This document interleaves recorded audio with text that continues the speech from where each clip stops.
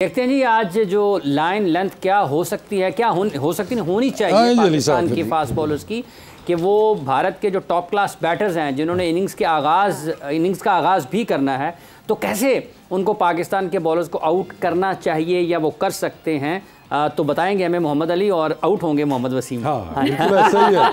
अली देखा हमने जैसे अभी न्यूयॉर्क की जो पिच लग रही है, ऑब्वियसली इसके अंदर बाउंस ज़्यादा है। तो एक चीज़ तो है कि जो आप जो हार्ड लेंथ की बात करते हैं उसी वो पिच टू पिच भी वेरी करती है, बैट्समैन टू बैट्समैन भी टाइम वेरी करती है। तो अभी तक जितना पिच हमें नज़र आया है, तो आपको कौन सा एरिया ऐसे लग रहा है कि जो आप पहले भी बात कर रहे थे कंसिस्टेंटली हमें हिट करने की ज़रूरत है? वसीम भी पिच के ऊपर एक एरिया है जिसको हम कहते हैं एरिया ऑफ अनसर्टेनिटी, ठीक है। उस एरिया को अगर हम बार बार टारगेट करें, अगर हम इस पिच की ही मिसाल ले लें, अगर ये 22 यार्ड्स है या लेकिन 22 यार्ड्स नहीं है, बट अगर हम इसको हाफ कर लेते हैं तो जो लेंथ है वो ये बनेगी, ठीक है।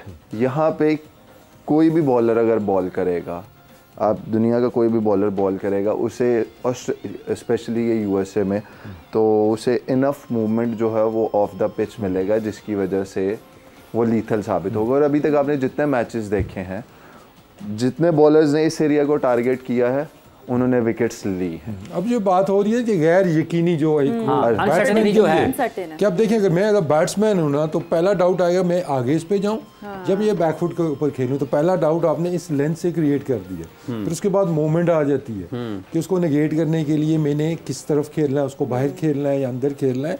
तो इसीलिए इसको हार्ड लेंथ भी कहा जाता है। और इस तरह की पिचेस के ऊपर कि जहाँ पे थोड़ी आपको एक्स्ट्रा बाउंस मिल रहा है, अनइवन भी सारी चीज़ें आ गई ना आपके फेवर में, कि तो बैट्समैन के लिए मुश्किल हो जाती है। अब इसमें नेक्स्ट क्वेश्चन ये है कि हम अच्छे बैट्समैन, अली आपने भी देखे होंगे कि वो टैक्टिक्स यूज़ करते हैं। अगर मैं बैट्समैन हूँ और मैं यहाँ पे एक फंसा हुआ हूँ, तो ऑब्वियसली आप इसको रन T20 के मैच है, तो मैं टैक्टिक यूज़ करके साथ अपना स्टांस आगे ले आऊँगा, या मैं चल के खेलना शुरू कर दूँगा, बॉल के नज़दीक आके उसको वो द टॉप खेलने की कोशिश करूँगा। विराट ने किया भी था ना पिछले मैच में। हाँ, मैं उसी तरफ आ रहा हूँ कि वो टैक्टिक्स यूज़ करेंगे, देन कि ये प्लान फिर उधर ही रहेगा या चेंज हो जाएगा। ये आप जब वो ऐसा कुछ यूज़ करते हैं, डाउन द पिच आते हैं या थोड़ा सा फीट मूव करके या इम्प्रोवाइज़ करने की कोशिश करते हैं, तब आप ये कर सकते हैं कि उसको थोड़ा सा प्लान चेंज कर लें, एक सरप्राइज बाउंसर कर सकते हैं।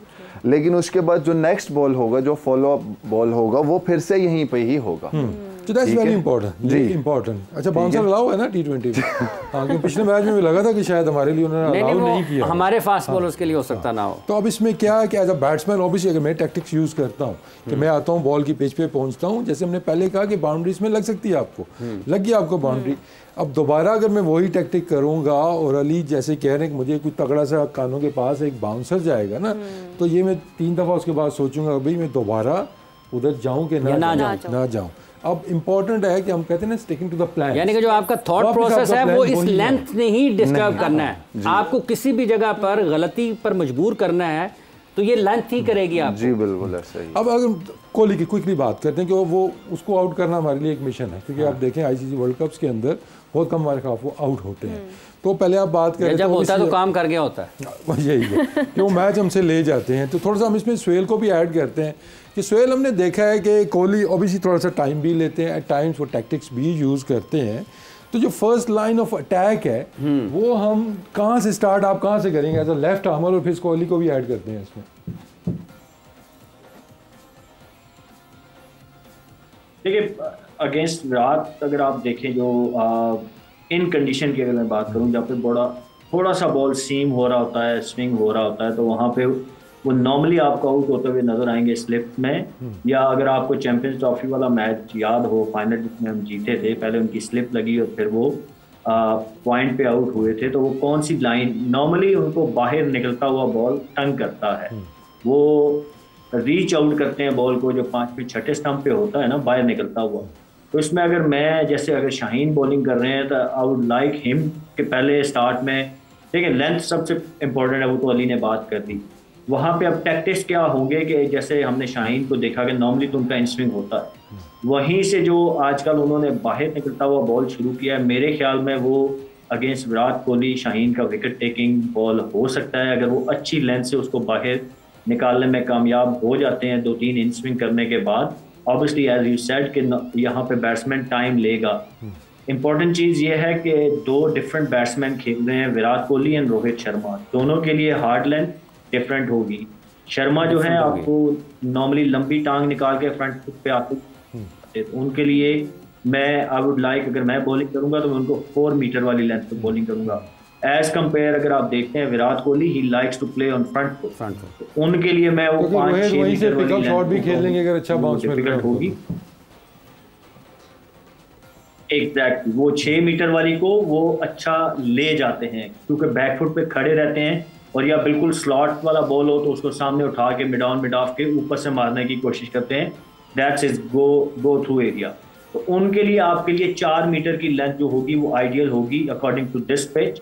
विराट कोहली अगर आप देखें तो वो जैसे सेट वो लंबी टांग निकाल के फ्रंट फुट पे आने की कोशिश करते हैं, वो वहाँ फ्रंट फुट पे ड्राइव मारने की कोशिश करते हैं, वहीं रन करने की कोशिश करते हैं।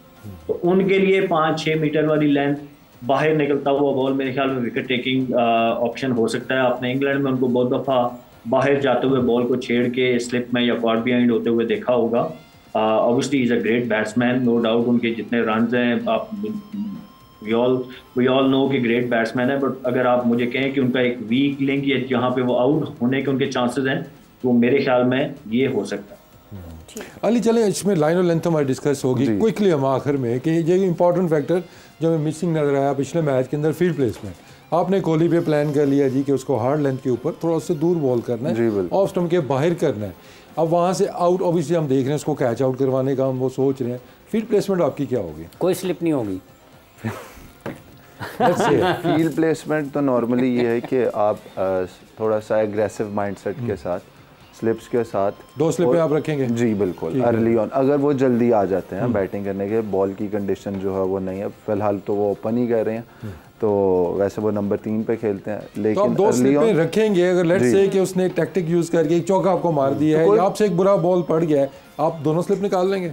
बिल्कुल नहीं, बिल्कुल नहीं। ये मैं सुनना चाह रहा था जी कि एक चौके से आपके प्लान्स नहीं चेंज होने चाहिए। अली भाई थोड़ा सा जरा आगे आ जाएं ताकि लोग आपको अच्छे तरीके से देखें। इधर आ जाएं, इधर आएं। फील्ड प्लेसमेंट बेहतर नजर आएगी ना। हाँ जी सोहेल। मैं अब आपने इसमें वो जो आपने बात की ना, आपने देखना ये है कि चौका आपने खाया कैसे। अगर तो लास्ट मैच में आप देखें चौके खाए हैं उन्होंने, हमें मारे नहीं, वो खाने का मतलब ये है कि आपने मुंह में बॉलें कर दी, तो उस पर तो फिर ऑब्वियसली कैप्टन बैकफुट पे जाता है। लेकिन अगर आप अच्छी बॉल पे चौका हो जाता है तो इट्स ओके।